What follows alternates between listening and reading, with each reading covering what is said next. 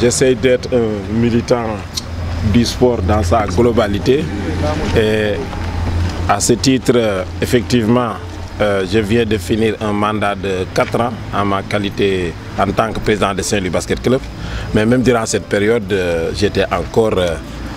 avec la Linguère de Saint-Louis, comme j'ai été aussi avec la Linguère avant. C'est pour vous dire de ma disponibilité à accompagner la jeunesse de ma ville, à accompagner le sport conformément aux orientations du chef de l'État. Mais aussi, c'est vrai que la courtoisie veut que lorsqu'on quitte une discipline, surtout en tant que président, qu'on s'efface momentanément pour laisser au nouveau président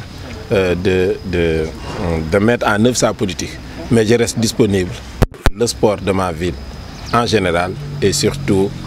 du football en particulier. D'accord, vous avez une longue histoire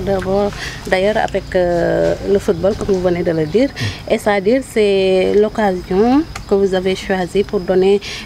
du matériel à l'équipe de la Linguère de Saint-Louis. Bon, je dirais c'est surtout mettre en disposition de la Linguère le bus chaque fois qu'il a des déplacements pour jouer un match de football. Mais c'est un bus c'est la contribution de l'Office des lacs et cours d'eau dans le cadre de sa politique de RSE d'accompagner notre équipe Fagnon. Vous n'êtes pas sans savoir que la Linguère constitue l'équipe phare de notre ville, l'équipe phare aussi de notre région. Et comme je l'ai dit tout à l'heure dans mon discours, les conditions de transport constituent des facteurs de performance très importants pour des équipes. Et comme vous le savez, dans nos différents championnats, l'essentiel des équipes sont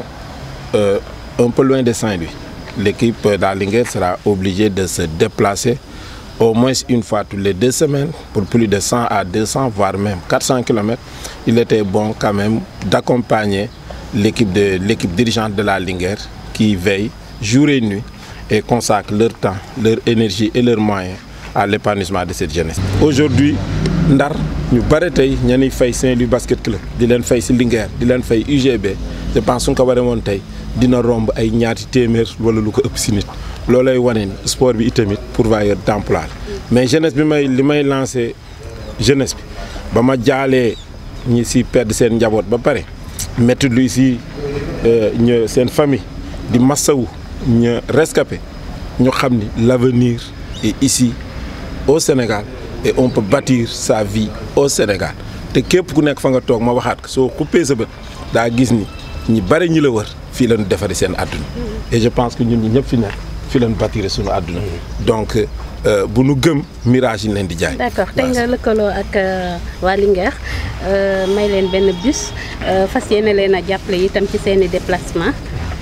lan nga ci jublu. waaw peut-être li ma siy wax rek du may bus su Olag la seulement dama xam ni ndax li ma nekk doon diriger ay club nga xam ne transport lu metti la soo yoree équipe bu nekkul ci capital ndax da ngay football da ngay bare ay déplacement te itamit xam bu baax ni condition de déplacement ni mu mën a jàppale équipe si mu am ndam moom moo tax bi ma Linguère sollicité ma def ko avec plaisir ndax yàgg nañu associé woo sport bi loolu yàlla daf ma ko nattu ndax dama màggee ci këru sportif donc yàggee def may ànd ak ñoom donc si loolu la ñu ñëwee bi ñu ma waxee ñu ànd ci pour tey ren saison bi jàppale leen une enveloppe financière de 3 millions mais itamit naan leen lépp lu seen transport yi ñuy def yëpp muy coupe du Sénégal muy coupe de la ligue muy championnat loolu suñu waree déplacé wu ñu daan ko jàppale jël ko en charge et ñaan yàlla aussi loolu ñu leen di defal dina participer ci promotion équipe.